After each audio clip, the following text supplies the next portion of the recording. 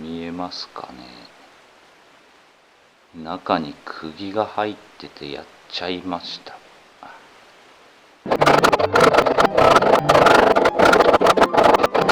掘り終わりました。のみの切れが悪くてちょっとこういう角の部分崩れたりはしちゃってるんですが、なんとかできました。で、先ほどの釘がこれですね。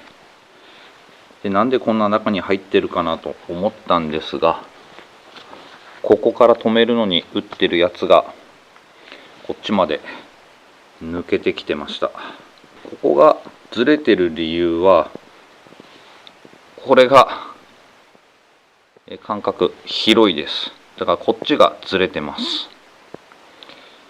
で、戻そうにもこの部分ですね、モルタルの上なんで、ずれたとしても大したずれないんで、この辺は気にせずこのままやっていきたいと思います。で、この釘は一回ちょっと叩いてみて引っ込んでくれるんであれば、ここに入れてからもう一回打ち込みたいと思います。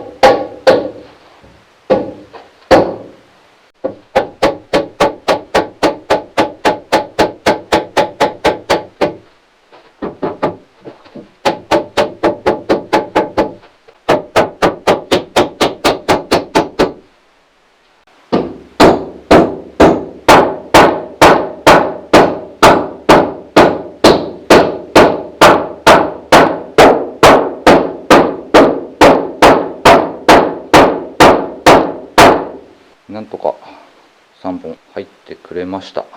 ただこれですね、この1本だけちょっと修正が必要でしたけども、角を面取りしただけで入ったんで良かったかなと。あとは横と上からネジ止めをして、この点ですね、この場所からまっすぐ柱立てていきたいと思います。